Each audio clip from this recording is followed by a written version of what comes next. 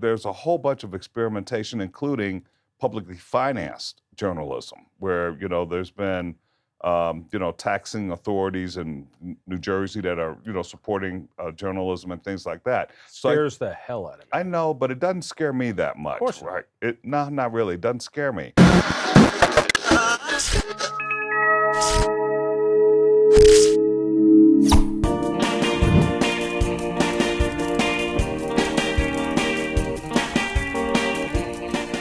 When he left the Denver Post, we hoped he'd move out of town, but no, he stayed in Denver. Some guys. Greg Moore, good to see you again. It's good to be back. Why didn't you go get another gig in the growing media field when you left the Denver Post? You know what? I felt like I had had my run, 40 years. I felt like I had my time, and it was sort of time to let other people get on the stage.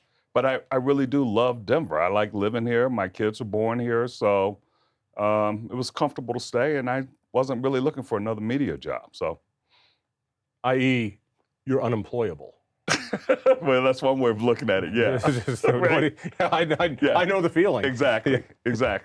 But you have a pension. I don't, so I got to keep the job. Not much of one. I mean, pensions were going out of style when I got here, so. How many years were you the editor of the Post? 14. 14. So from 2000. That's a record, really. That's pretty a long time. It's a pretty long time. A lot of people didn't think I'd make it that far. So from 2002 to 2016, yeah. You were there during, I don't want to say the downfall, but it was the collapse of papers. Right. I think about the wrong time to be in big papers. That is a crappy time to be in papers. You were there when the Rocky Mountain News closed up shop. Right. From my point of view as a political activist and a news consumer, right, that was one of the saddest days in Denver. I might have a record. I've been in 3 different markets where we lost a newspaper. In 1975, I was in Toledo when the Toledo Times closed, the morning newspaper.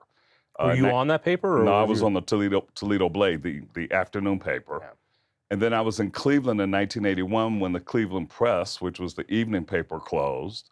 And then I was here in 2009 when the Rocky closed. So either that means you're good at killing the competition, or I'm just really bad luck, right? But you know what? For most of the time that I was here, it was like the end of the golden time of journalism, where you still had resources. You could travel anywhere you needed to travel to tell a story. You had, ample time to investigate things. It didn't really start to get really tough until like around 2009, 2010. But, for those first 6, 7 years, it was still fun to be in newspapers, a lot of fun.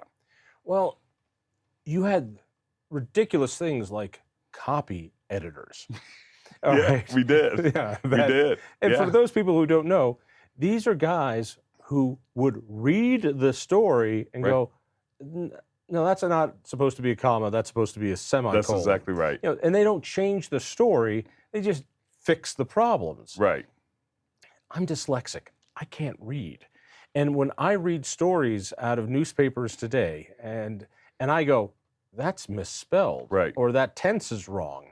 And it's usually in my own column, by the way. And I go, there are no copy editors anymore. So at the height of your years at the Post, what was the staff? Not the business side and all that, but on the reporting, writing staff. So the newsroom staff at its biggest, which was around maybe 2006, it was exactly 309 people. 309 people, and that was, we're not talking about selling subscriptions and selling reporters, editors, photographers, copy editors, sports writers, columnists. That's what we had. What do you think it is now? I would say it's probably around 60, something like that. Yeah, that sounds about right. Something like that. All right, so dramatic drop. We were friends when you decided to quit. Yes. And I really pushed you on this. I remember. Why? Oh, it's just time. The usual crap people say. Yeah. I got a real sense that you just couldn't handle laying off anybody else. I was tired of doing it. And talk to me about that. It's look, I'll tell you, it's really amazing. I had people that hugged me when it was time to say goodbye, to lay them off. I had people that were angry, clenched fists. Yeah. I had people that cried with me. You know, I had people that said, look, I understand. But what I discovered in that process was I was losing a little bit of myself every time I had to do it. Like I couldn't even sleep the night before, you know, knowing that I was going to walk in there and change somebody's life. And after a while, I just said I couldn't do it anymore. I just really couldn't do it anymore. And there was no purpose in doing it.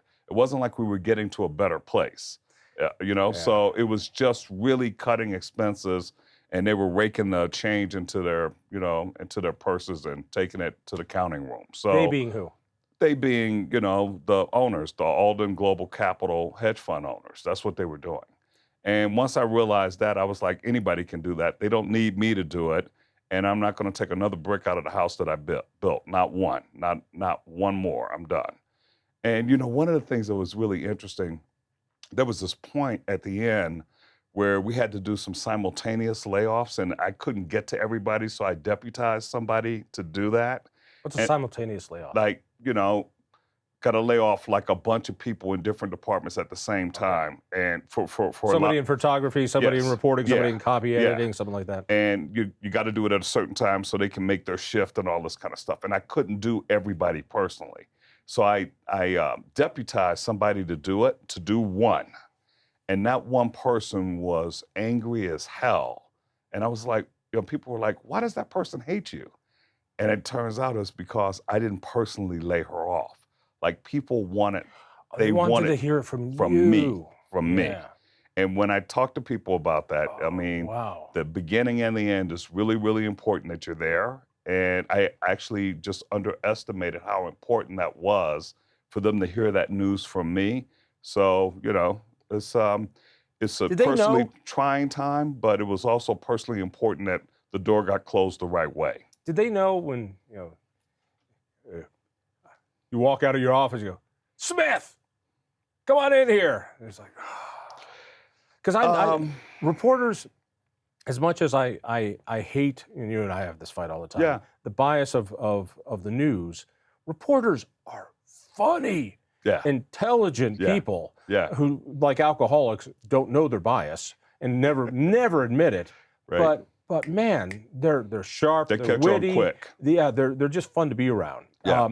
And so I would imagine, you know. So they knew. When I talked to a lot of them during the time, and the ones I talked to during the time said, "This sucks." Yeah. I go to work, I feel like there's always an axe over my head. There's this sickle that's just kind of you know, swinging, and you never know which day it's going to land on me.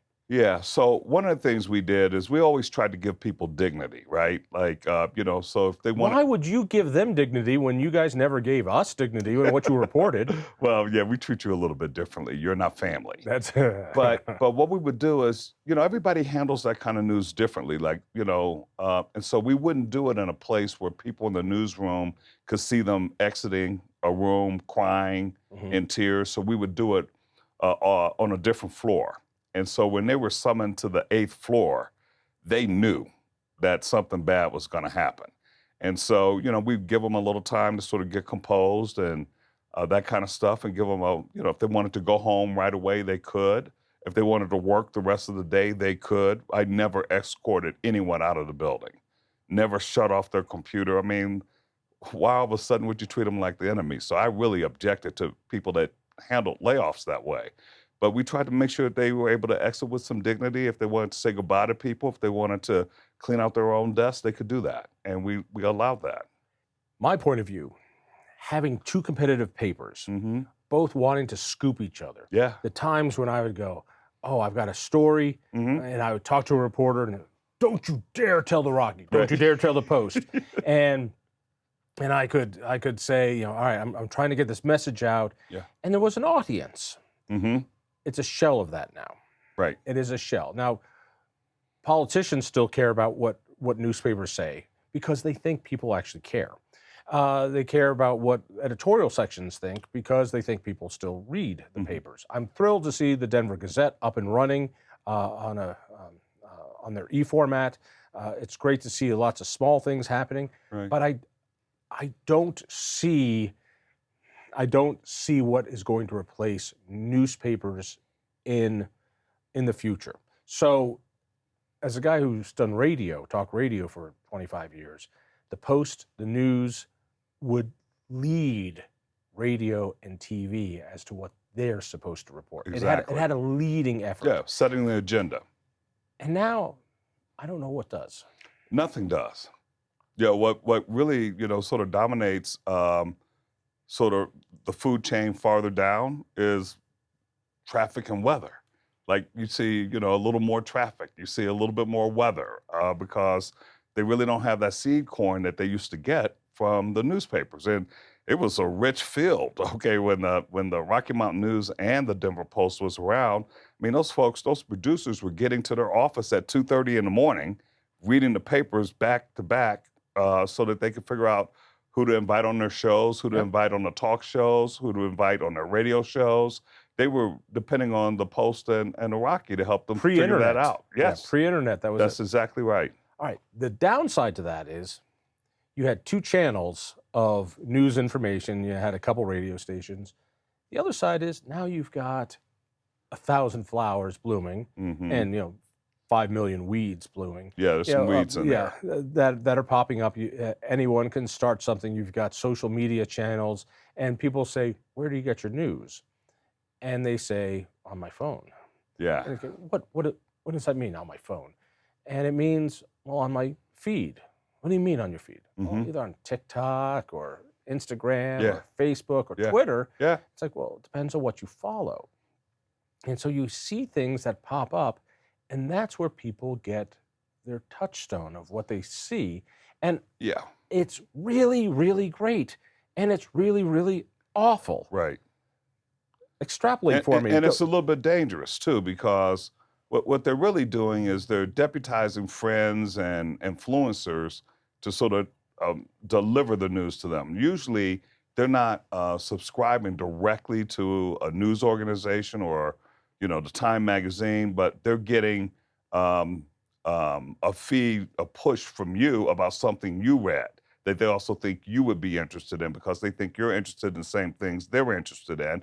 And so you're getting a very narrow sort of funnel of information that doesn't even begin to reflect the richness of the information that's out there. It's just, it's very dangerous. It's very dangerous. It's also dangerous the other way. It is. Because you got a handful of guys at the newspaper compared to a multitude of people out there feeding stuff in different ways. Yeah. So they're both dangerous. Right. So the You quality. have Citizen Kane deciding what you see. Right. And by Citizen Kane, I mean you. Yeah, I know you do. And I'll take that. Yeah, of course you are, because you're the editor of the damn Post. I'll take that, yeah. But yeah, it's also dangerous because you don't have enough reporters out there to get enough diversity of opinion and perspective and sourcing for information. So it's dangerous all the way around. This is a tough place for us to be right now. I don't think that we're going to stay here. I think there will be something that will replace newspapers. There'll be something that will help make journalism robust again. And I don't know if it's just technology or... Yeah, jump ahead 10 years. All right, so what's interesting is you spent nearly 15 years at the Post at the head. You saw the collapse of big media, and you've seen... You're still really planted in Colorado politics. You're still a big part of the culture here, a big part of the community. You're involved in a lot of civic organizations, and that scares the hell out of me. Really, you just want me to go away, John. I've told you that a long time ago. So you see the media, you see what's really going on. Going into a time capsule 10 years from now, what do you see? Where are we getting news? Denver's still Denver. You know the corruption from 100 years ago. Yeah. You know the corruption that goes on now. Yeah. You know the politics. 10 years from now, how do we learn about it? How do we get our sports stores? How do we scores? How do we get the weather? How do we get all this good stuff? You know what? And how do we get the investigations of what's going on in local governments that we still don't get as well as we should? You know, I actually, honestly, I can't really see into that crystal ball, but here's what I think will happen. It's sort of like this situation is going to allow 1,000 flowers to bloom of all different colors, all different stripes. I mean, I think we're going to see a bunch of different models, but I do think you're going to see more narrowcasting where there's just going to be a channel that's devoted to transportation coverage or Right. to education coverage or to investigative stuff or to the Broncos and the Rockies separately, not some omnibus sports coverage, but really targeted coverage. And you're going to be able to sort of like get that in your feed, and it'll be produced by, 2 or 3 people the way, this show is being produced by 2 or 3 people. Whoa, whoa, whoa, whoa. Yeah, or We got actually a team there's a of, whole bunch of people. we got a team, man. But I think it's going to be more like that, more segmented. And part of that is because technology is going to make it much easier to get into the game. You don't need a printing press, you don't need ink, you don't need trucks. You just need a fertile mind and a lot of energy. And hopefully, if you're credible, you'll have a pretty good audience and you may be able to monetize it. That's what I think. The monetization is the part. The It's thing that difficult. killed the thing that killed newspapers. Yeah. You lost the classifieds. You Yeah. lost the classifieds, and then you lost the subscriptions, and then And then the internet Facebook came. and All right. Google came and ate everything else. All right. Same thing with television stations and radio stations. Right. Why would you do it? The monetization is the part that people haven't figured out. And if Joe Rogan can do a show and make money off of it, Mhm. that'll be great. Right. How you do that in small markets, that's the key.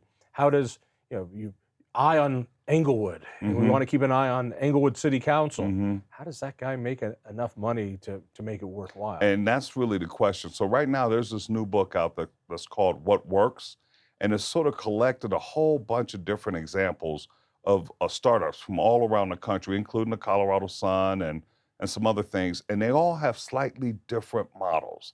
Some of them have philanthropic support. Right. Some of them have corporate support. Some of them have sponsorships. So there's a whole bunch of experimentation, including publicly financed journalism, where there's been taxing authorities in New Jersey that are supporting journalism and things like that. Scares the hell out of me. I know, but it doesn't scare me that much, course not. right? Not really. It doesn't scare me. So I think right now we're in a shaking out period where there are about 7 or 8 different models that are being experimented with, and I think we're going to be able to coalesce around 2 or 3 probably in the next 5 years. Government-funded media. Yeah. Government media. Well, is a I don't say scary thing. government funded. I say taxpayer funded journalism. It's the same damn thing. Who decides what gets funded? And you go to your customers, and if your customer is government, that's going to be a problem. You know what? But we've tried the corporate model before. I mean, for the last 70 years, journalism was financed by the corporations that we covered, and nobody seemed to say anything about that. They were funded by the customers who bought the papers. No, that was only like 10, 15% of what it cost to put together a newsroom and put together a product. 85% of it was funded by, American Home Furniture and Janus and other major The advertisers. Yeah, corporations. Yeah. The advertisers. Corporations, okay? That's what they were. They Yeah, were but they were businesses. advertisers who got to get to customers. Yeah, there were businesses that we covered, right? They were businesses that we covered. And we had safeguards put in place. So, if, we were dealing with Mike Shaw, auto dealers, for example, we had safeguards where Mike, wasn't, able to influence our coverage and all of that. But I don't think it's that much different to let taxpayers have a whack at supporting the journalism that they need and care about. And so we'll figure out a way because to do it. I look at NPR as a mouthpiece for socialism and PBS as nothing more than a mega mouthpiece for socialism. And sorry. So you don't want that. So would you rather have nothing? That is what we call in argumentation a false dichotomy. Okay, well, let's pursue it anyway. Pursue it anyway. No, that's not worth pursuing because the idea that either we have a government mouthpiece operation or nothing when we have so many other ideas, which is customers funding it. We do have lots of newspapers that have funding models that work. The Wall Street Journal is a huge paper, and that is funded. We also have rich guys who buy papers. I look at the Washington Post, which is owned by a rich guy. Yeah. We have those models. We have Elon Musk, controlling Twitter and stuff like that. So I don't know who comes along next.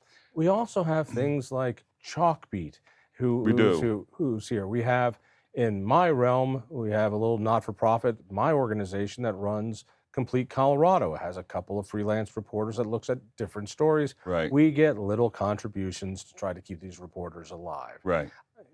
We don't take government money. Right. We say that with pride. We don't take government money. Yeah. As if they give us any. Not you anyway, right? Yeah, not us. But the point I'm making is that I think there are a bunch of different models out there, and I'd like to see them all pursued. And I'm not saying no to anything right now. I'm not saying no to anything. 15, 20 years ago, the idea that I would even consider taxpayer-supported journalism, I was trained to think that was a no-no. And Russian-funded media no, outlet? no, I don't, no TASS or anything like Why that. not? Well, because that's propaganda. That's not journalism, right? Oh, but when our government does it, that's not propaganda? No, that's USAIA or something like that. I'm talking about allowing taxpayers. Al Jazeera? I'm talking about taxpayers being able to fund journalism, maybe the same way that they've been able to sort of support, participation in government. Yeah. They underwrite campaigns. We underwrite campaigns with taxpayer-funded dollars. I think we can support journalism with taxpayer-funded dollars as well. And I think the outcome will be better than what we've seen in politics. You mean the tax limitation funded campaigns we have now to keep government out, to keep big money out, has been a complete failure. I think we can do better than that. Speaking of politics, Yeah. You've been on Michael Johnston's transition team. Mm-hmm. What the hell's wrong with you, man? I thought you're smarter than that. You know what? When I got out of journalism, I was able to sort of reclaim my my citizenship, and that's how I got a chance to be involved in philanthropic things. And I finally took a foray into politics. It's the first time I've ever given money to a politician. The first time I've ever endorsed a politician. First time I ever hosted an event in my home for a politician. So it was all new to me. But I just felt like this is a really pivotal time, and I don't know how to tell you, because it's not a time to be on the sidelines. I've been to your house many times. It's not in Denver. Right, but as goes Denver, goes the region. So to me, it's they're inextricably linked. That's how I look at it. Why Johnston? Well, so I knew Michael and Kelly both, and I consider them friends. When Kelly was the chief of staff, I had many opportunities to meet with her socially and that kind of thing. And the same is true with Michael. She's a tough lady. She's a very tough lady. She and very smart. Smart. She and I have been on the opposite. Oh, Michael too. I've been on the opposite sides of tons of issues. I would put her under the tough, broad category. She's very tough. Bruff, tough. Yeah, she's tough. So Michael, when it came, elections are about choices. And I personally felt from my exposure to Michael that he had the best ideas. And to me, this was a campaign. This was a campaign about ideas. It wasn't about gender. It wasn't about race. It wasn't about first. It was about who has the best ideas to deal with some really vexing problems. And I thought he came out ahead. Maybe it was a nose. Maybe it was a head. But I felt like he was the best person at this moment. So I threw in with him. And I had a lot of people telling me, nah, don't do that. Denver's never going to elect a white male, a mayor ever. And I was like, that's ludicrous. That's ludicrous. That can't possibly be true. And it was proven that it's not true because he won by 8 or 9 points. Why? Because I thought he had really good ideas, and I think other people felt the same way. So now, it's about governing, and it's about choosing the best people and re-examining everything and being tough and determined and bringing an entrepreneurial approach to government. Try fast, fail fast, and do something else. Don't give up. The first time you run into a roadblock, figure out a way around it. And I think he's going to be that kind of mayor. I know Michael not nearly as well as you do. I will give you a few points. He's a remarkably affable, approachable guy. Yeah. We fought on tax increases because, like everyone you love, they love tax increases. Right. And because every answer has a massive price tag attached to it. Yeah. He seems to have great ideas, I worry about his follow through. And this is an executive position, and he hasn't had many of those. His idea of having an emergency, this declared emergency, I think it was a superb idea to declare emergency. He put it on the wrong damn thing. Our emergency is not homeless. Our emergency is crime. And I worry a lot that he is appeasing the left side of his wing, the political side. So the Lisa Harads and the Lisa Calderons, or Leslie Harads, excuse me. Yeah. And that, that this is the social justice warriors and we're going to do something. And what we're doing is he's doing more of the same. Hickenlooper was going to get rid of homeless in 10 years. Yeah.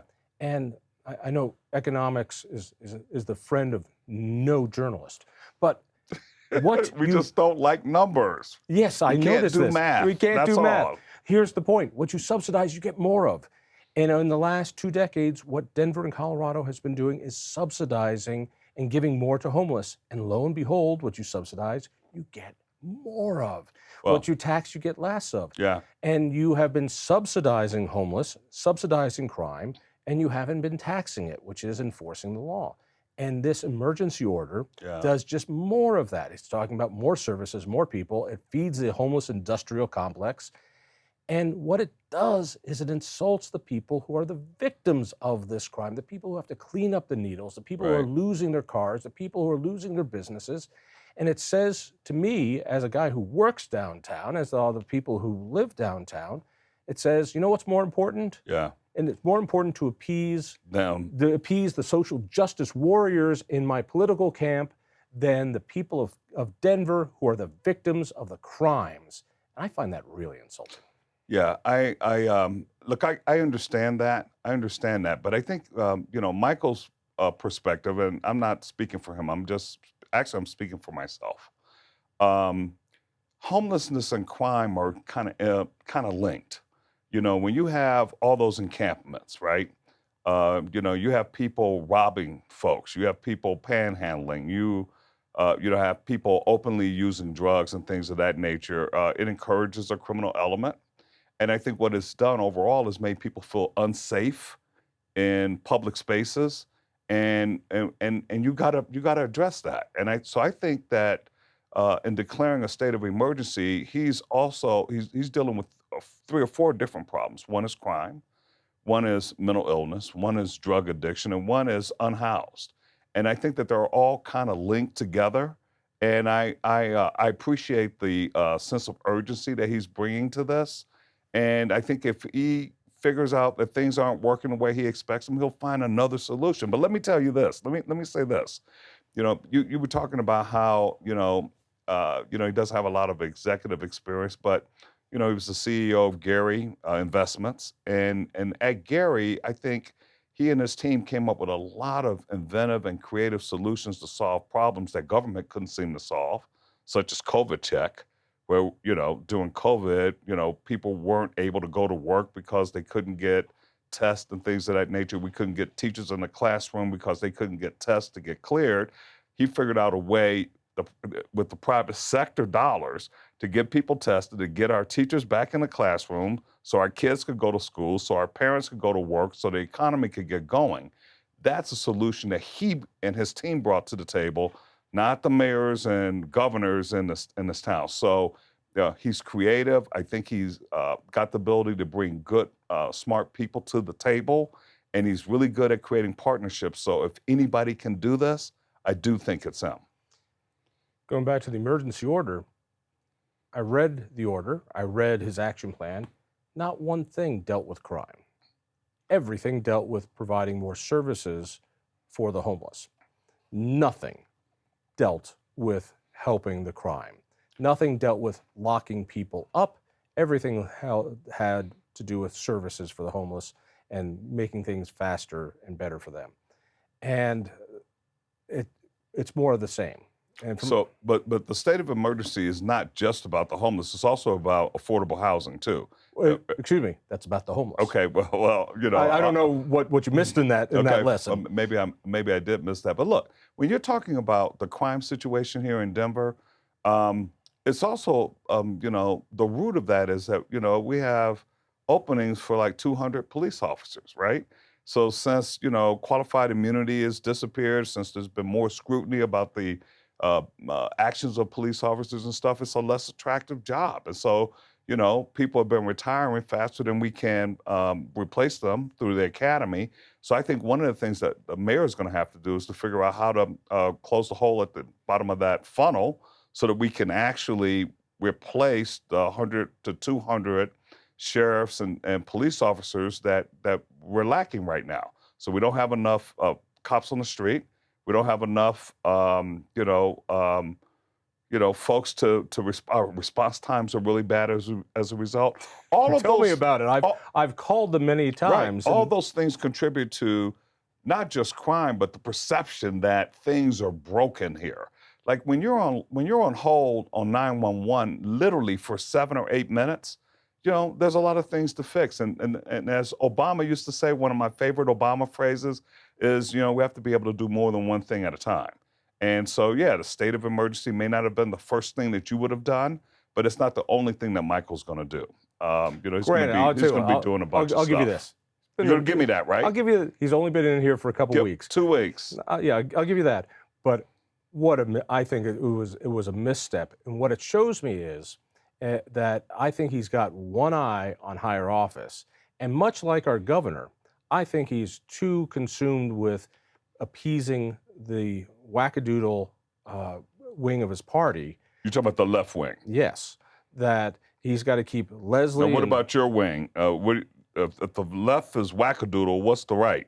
Oh, my wing doesn't exist anymore. Well, what's the name of it? What do you call it? The crazy right wingers? Yeah, what do you call them? Wackadoodle right? Okay, wackadoodle right. Okay, yeah, I like that. Trust me. Wackadoodle right doesn't exist anymore. They're inconsequential. They don't matter anymore. Okay. This wing matters. Huh. All right, so I don't know if you noticed this, but Democrats are in control of everything in this state. Yes, right? yes. Everything. Yes. So you can keep playing the boogeyman on conservatives, but sooner or later, the media is going to have to start looking at left-on-left violence going on.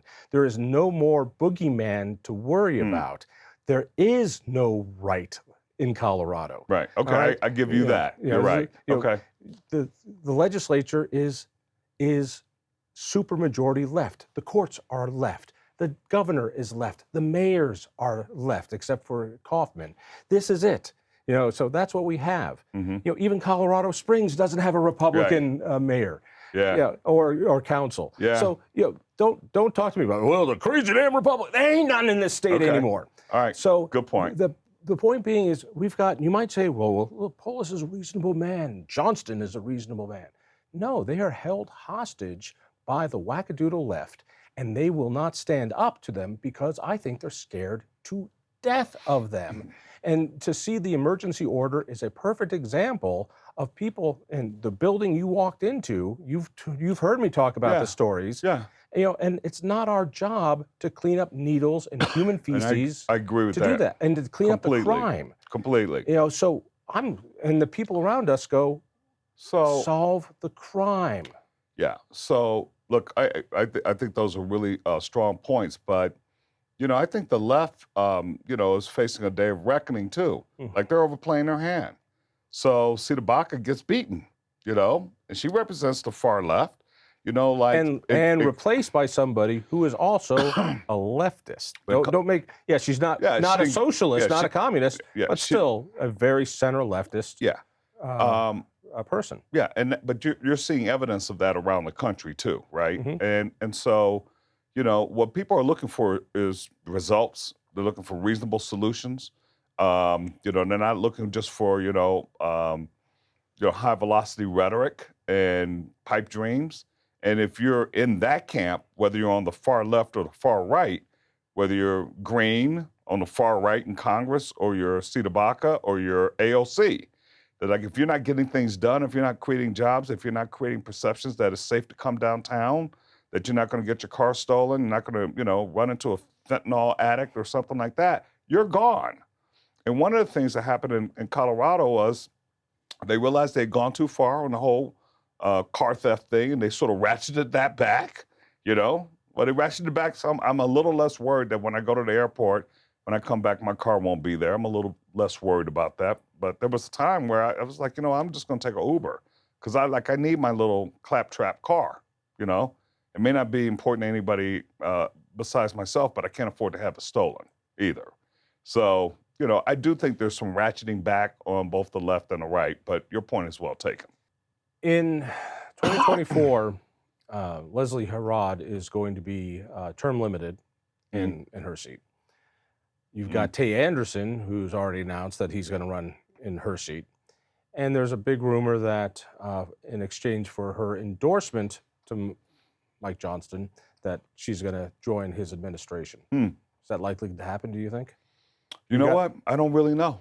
Well, I mean, you're the man. No, I've heard in order to talk to him, I got to talk to you. Yeah, that's not true. But nope, I don't know anything about that. And it's not my impression that that's how Michael operates. But you know, that's politics, right? You know, you give something, you get something. But I don't know that Michael operates in that transactional nature. I don't know that, but I have no idea what Leslie's going to do.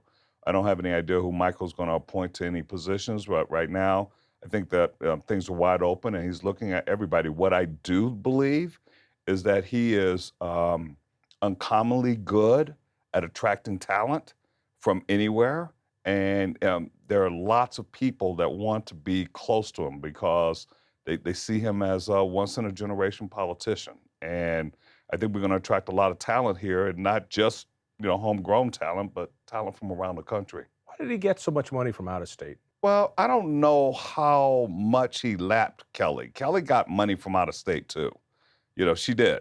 She got not nearly as much. Yeah, but Michael got a lot of grassroots contributions, like small $10, $15, $20 contributions. She didn't get the Bloomberg money the way he did. No, she didn't. But she hasn't been in the ed reform fight the way he has been either. Right? He is really known around the country for having innovative ideas that sort of moves the ball forward when it comes to educating our children. You know, he's been a principal. He's founded a school. You know, he's been able to talk about ed reform. Kelly wasn't doing that. That's why she didn't get money from, Reid Hoffman, and she didn't get money from Bloomberg because she hasn't been in that fight. But that's why they've seen him up close. They've seen him in the trenches, and they've seen him actually make things work. When he was running Mapleton, that was a school where, nobody cared, or nobody even thought much about what those Latino kids were going to do. 100% of them graduated from high school. 100% of them went to college. That's remarkable. That's a track record that you can run on, and that's partly why Michael won. Also, they want to invest in a guy who's going to be more than just a mayor. That's correct. So he's a guy on the move, right? And that's a guy that, they're looking at saying, he has the potential to be a bigger player.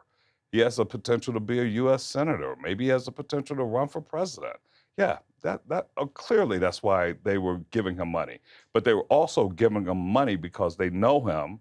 He has a track record of success. I mean, even rich people don't just throw $1 million down the drain. They don't do that. That's how they stay rich. Will he keep his promise to serve the full term? I'd be super disappointed if he didn't.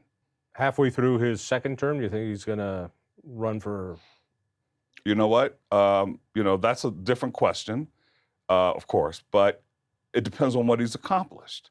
I think this is a really important moment for him to sit still, roll up his sleeves, and show everybody what he can do.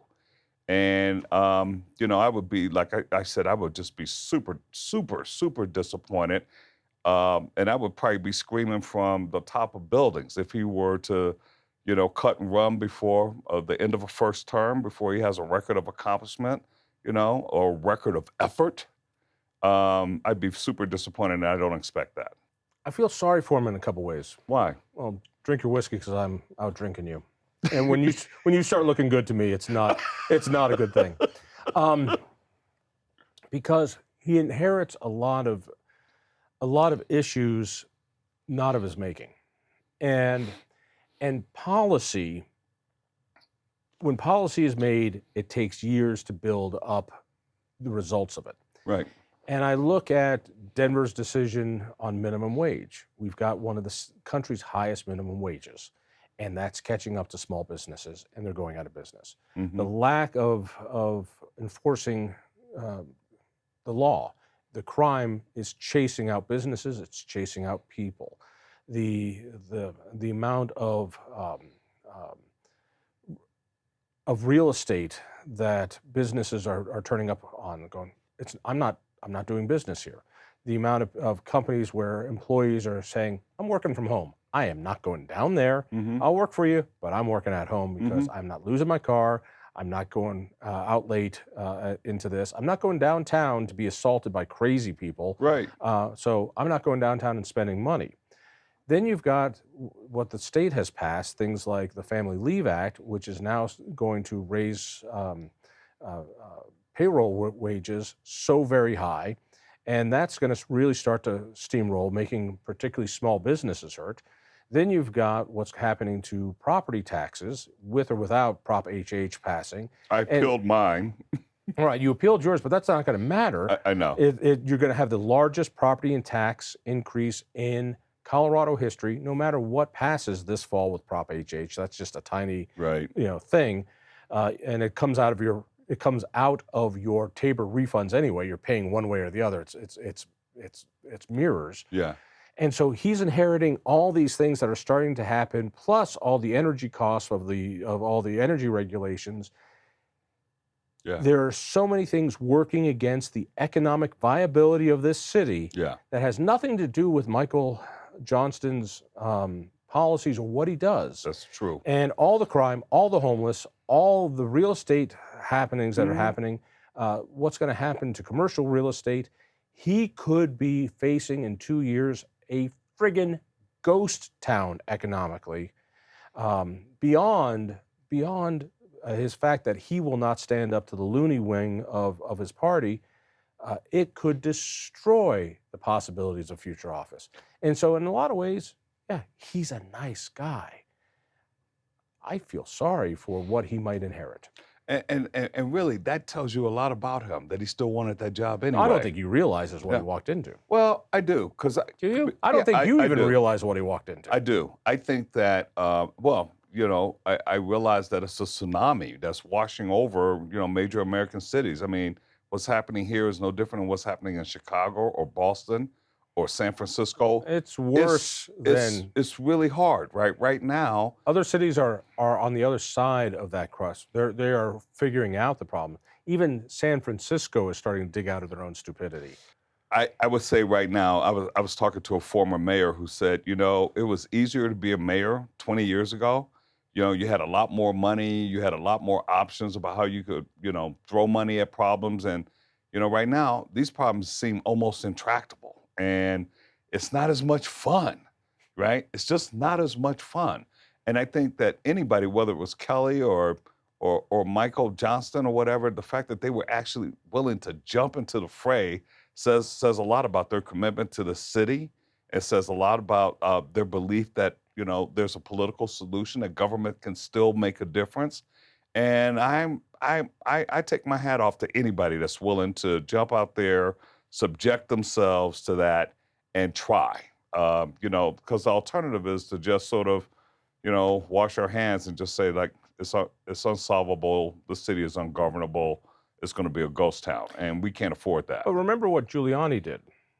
Yeah. Before he went nutbag Before he went crazy. Before he went crazy with January 6th. Yeah. He went in and he also wanted to make a stand in the first few weeks. Right. But instead of giving money to criminals, he did the opposite. Right. He took on the squeegee men, Yes, the guys who would Yes, break your windshield wipers. Yes, he did. And lo and behold, I know this is a surprise to everybody, he found that almost every one of those guys who would walk up to your car and squeegee your car, and if you didn't give them $1, they'd break your windshield. They all had records, and they all had outstanding warrants, and he threw them all in jail. Yeah. And he started the immediate cleanup of the city. Yeah. And within a couple years, this city that everyone wrote off as a crime-ridden, dead city, I remember that, turned around to the point where Disney invested in a Broadway theater. Right. And Times Square, which was peep shows and live sex shows. It was terrible. Oh, it was a great time before Giuliani cleaned up Times Square. It was a beautiful place to hang out. but he turned the city around. Yeah, It he does show did. you what a leadership can do. It does. But that broken window theory of law Policing, enforcement worked. It did work. And I don't see this guy doing it, because if he did, he'd have to anger the people who endorsed him to get into office. And I don't think he's got what it takes to stand up to them.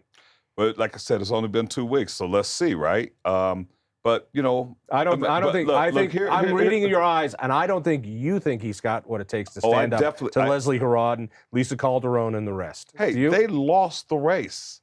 Okay, they lost only because they split the vote. Well, it doesn't matter. They lost. Okay, so but that is a whole different thing than whether or not Johnston's got the kahunas to stand up to him. As Arthur Sulzberger once told me, you know, after he made a move that a lot of people didn't like, he was like, you know, they're in pain. I'm not. Let's move on. Okay. Like I think that he understands that he won the race. He is the mayor. Okay.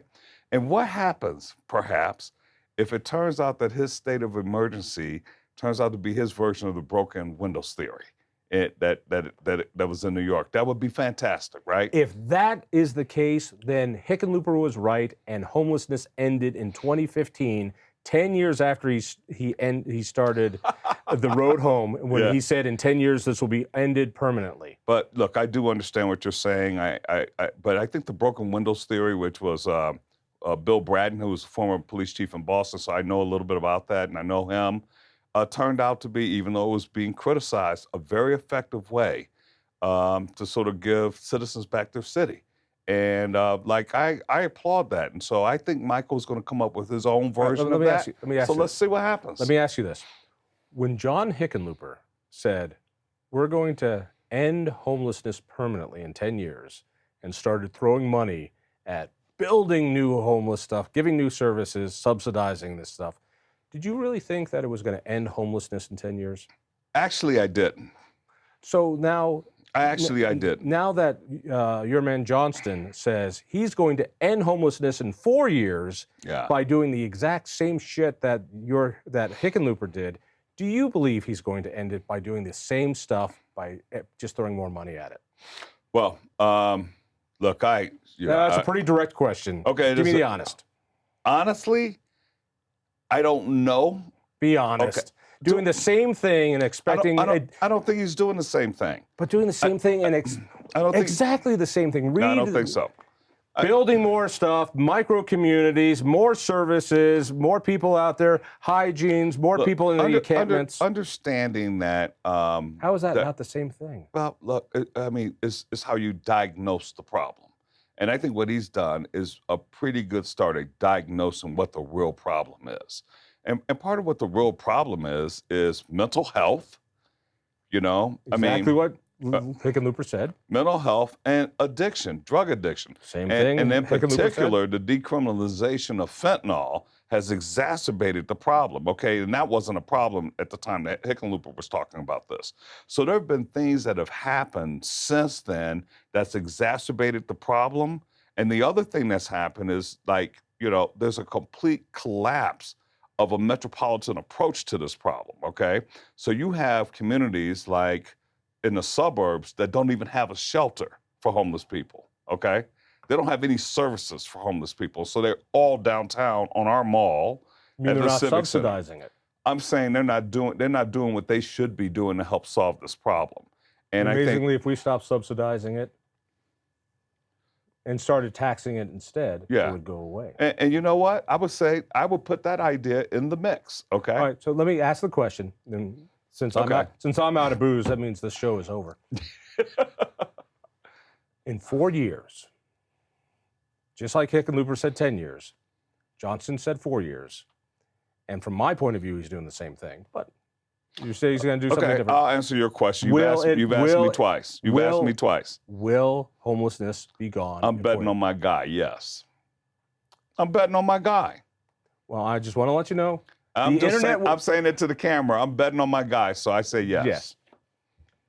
If I didn't believe that, then, you know, I wouldn't be where I am. I mean, I'm with the guy. You understand the chances of the internet still being around in 4 years is really good, right? It's really good. Yeah, it's really good. Right, I know. So, now, the chances of you not being around in 4 years are pretty high. It's also pretty high, too, right. My friend, thank you so much. It's really great. Good to see you. Until next time. If you enjoyed that conversation, by all means, click one of these other great programs. We have the best conversations with the most fascinating Coloradans.